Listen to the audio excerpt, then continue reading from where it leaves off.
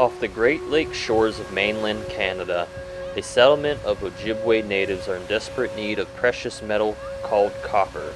They need more of it for tool making and to heat their food faster. The elders know of an island that has it.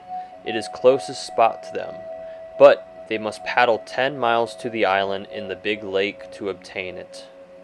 However, no one ever dared to visit. It was a risky voyage to a remote island that no one lived on, except for aggressive giants, wendigos, bad spirits, and giant serpents.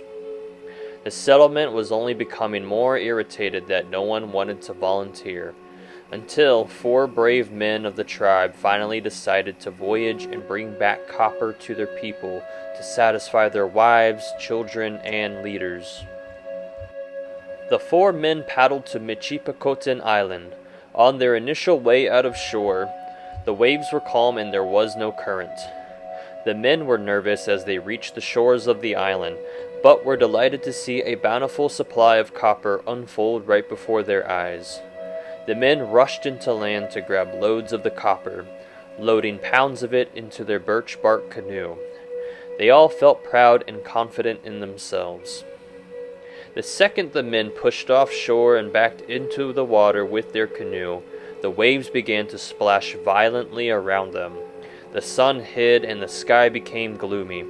Rain began to fall from the sky. They then heard the eerie sounds of roaring coming from the waves and depths of the lake. The men looked at each other and panicked. One took the lead and shouted to keep on paddling, but they struggled as waves splashed intensely into their canoe and faces. The canoe shook and tipped on its sides, with their stacks of copper spilling out. Suddenly they felt as if the canoe was levitating in the air for a brief moment, and at the same time all the riders felt the feeling of weightlessness and fear fill their bodies. Then the canoe smacked down into the surface of the lake with water filling the atmosphere. The men spotted scales of a large serpent trickle the surface of the water a few feet away from their canoe, only to then suddenly disappear back into the water. "That's a huge fish," said one of the passengers. "No, that thing was not a fish. That is the great serpent Mishipeshu, the one who guards the copper of this island," the other native said in distress. The body of the serpent could be seen swimming towards them underneath the water. The mighty serpent flipped the canoe over with all the men and their copper falling out into the great lake. 3 of the men drowned and were eaten from the violent current of the water caused by the serpent. However, 1 man was lucky enough to have survived.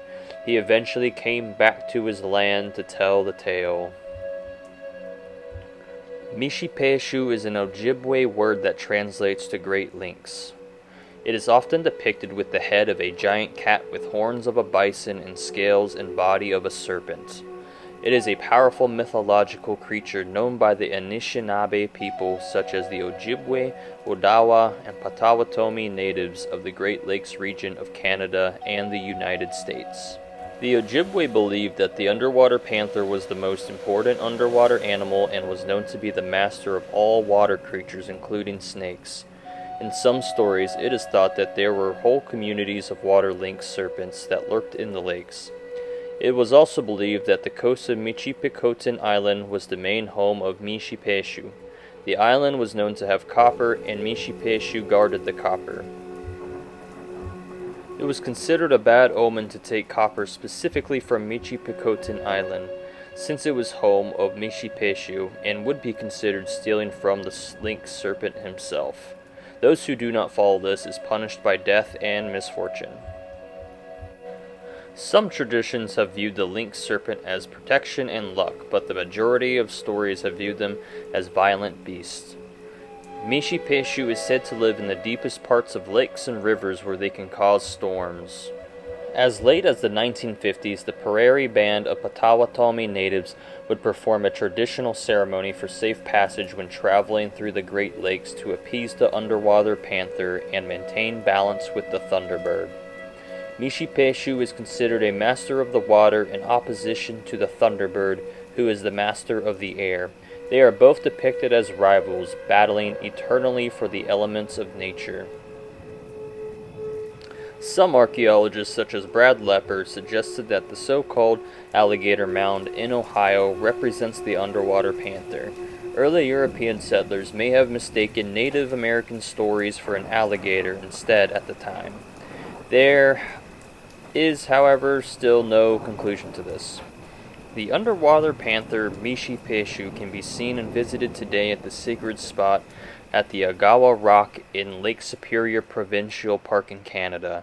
This exact pictograph is sadly fading away to time, but it is important to preserve fragile sites like these so future generations can learn and see them and ultimately preserve an ancient heritage.